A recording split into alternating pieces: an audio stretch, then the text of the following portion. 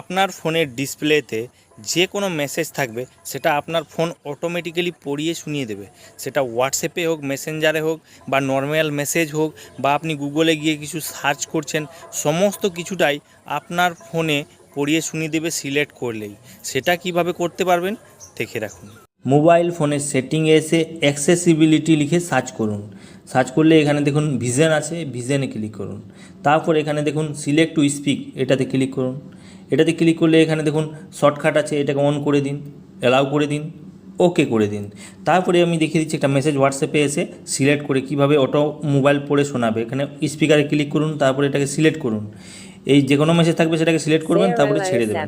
দেখুন এখানে অটোমেটিক্যালি পড়ে শুনিয়ে দেবে আপনার ফোন। এইভাবে আপনার করতে পারবেন। ভিডিওটাকে শেয়ার করে দেবেন, বহু মানুষের কাজে দেবে। যারা ছোট ছোট অক্ষরে লেখা পড়তে পারেন না, তারা সেটা শুনে আর জানতে পারবেন যে মেসেজে কী লেখা আছে।